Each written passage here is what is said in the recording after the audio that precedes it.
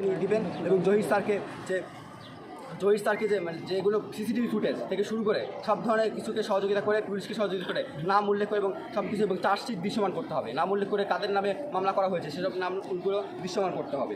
এবং আমাদের যে ষষ্ঠ দাবি সেটা হচ্ছে সাকিবের পরিবারকে অর্থনৈতিক সহযোগিতা, আর্থিক সুবিধা দিতে হবে, আর্থিক ক্ষতিপূরণ দিতে হবে এবং যেগুলো অর্থনৈতিক যেগুলো ক্ষতি হয়েছে সেগুলো পূরণ দিতেই হবে এবং আমাদেরকে সাকিবকে সম্পূর্ণরূপে অর্থনৈতিক ক্ষতিপূরণ দিতে হবে।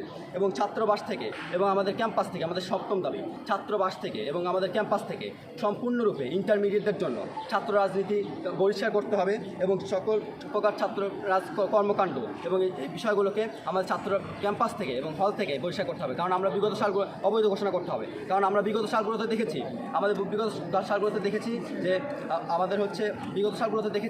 যে আবরার ফাহাদ হত্যা হয়েছে, যেখানে লীগের দালালরা তাকে হত্যা করেছে। এভাবে লীগ গেছে, দল এসেছে, দল যাবে, শিবির আসবে, শিবির গেলে তারপর আবার দেখতে পারবো ইউনিয়ন আসবে। এইভাবে পূর্ণপ্রায় সমীকরণ অনুযায়ী থাকতে থাকবে, আমাদের কোনো রকম ছাত্রদের কোনো রকম কিছু হবে না। তো আমরা চাই প্রত্যেকটা ক্যাম্পাসে হোক বা না হোক, আমাদের এই ইন্টারমিডিয়েট থেকে অন্তত আমাদেরকে 24 ঘন্টার মধ্যে প্রিন্সিপাল ম্যামকে সপ্তম দাবি হিসেবে কলেজ ইন্টারমিডিয়েটের যে কোনো ক্যাম্পাসে এবং হলে কোনো প্রকার ছাত্র রাজনীতি নিষিদ্ধকরণ করতে হবে। এই বলে আজকে আমি আমার ব্রিফিং শেষ করছি। দাবি না আমাদের বহিষ্কার। আর হচ্ছে আমাদের যে আরও একটি দাবি, যেখানে ছাত্রবাসে যে সকল ছাত্রদলের যে সকল সন্ত্রাসীরা এই হামলার সাথে জড়িত রয়েছে তাদের নাম উল্লেখ করে মামলা করে এবং তাদেরকে আইনীয় ব্যবস্থার শাস্তির আওতায় আনতে হবে। কারণ আমরা পূর্ববর্তী এবং পরবর্তীতে আমরা যা দেখেছি 5 আগস্টে, তাতে আমরা দেখেছি যে বিভিন্ন রাজনৈতিক লেজুর ধরার কারণে তাদের বিচার হয় না, আর তার বাইরে যারা আছে তাদের বিচার হয় ঠিকই, কিন্তু যারা রাজনীতি করে তাদের কোনো রকম বিচার আমরা পাই না। তো আমরা চাচ্ছি তারা রাজনীতি করে বা রাজনীতির বাইরে এখানে ছাত্রদল হতে পারে এবং ছাত্রদলে যারা জড়িত রয়েছে তাদেরকে সরাসরি ধরতে হবে এবং তাদের ধরে আমাদেরকে নিশ্চিত করতে হবে এবং চার্জশিট আমাদেরকে দৃশ্যমান করতে হবে যে তাদের দিয়েছে।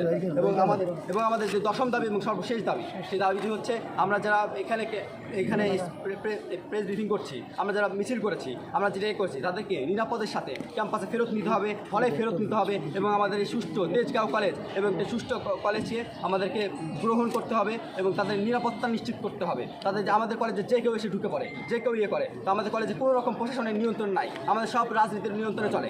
তো আমরা সেইগুলো না দেখে আমরা সম্পূর্ণরূপে আমরা দশম দাবি যেটা এবং সর্বশেষ দাবি করছি, আমাদের নিরাপত্তা নিশ্চিত করে আমাদেরকে ক্যাম্পাসে ফেরত নিতে হবে।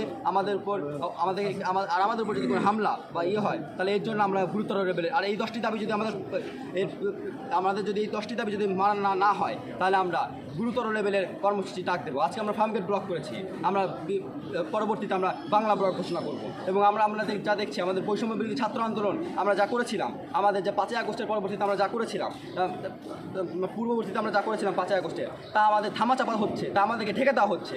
সেই দাবি যদি এভাবেই যদি আমাদের সেই মাটির নিচে মিশে যায়, আমাদের সেই ছাত্রদের স্পিরিট, জেনজির স্পিরিট যদি আমাদের সেই মাটির সাথে মিশে যেতে হয় সেই বৃদ্ধ সে ওল্ডেস্ট রাজনীতিবিদদের জন্য, তাহলে আমরা সেই যে অবশ্যই মেনে নেব না। আমরা সেই আগের পন্থায় না থেকে আমরা চাচ্ছি আমাদের চেঞ্জে আমরা সেই উঠে আসবো। আজকে সাকিব হত্যা হয়েছে, আমরা প্রতিবাদ করেছি, আমরা আর চাই না ক্যাম্পাসে কোনো প্রকার হত্যা হোক, মামলা হোক এবং এই ধরনের কিছু হোক, মাদক হোক। তো আমরা এই বিষয় থেকে আমরা নিশ্চিত করে আমি বক্তব্য শেষ করছি এই পর্যায়ে। এবং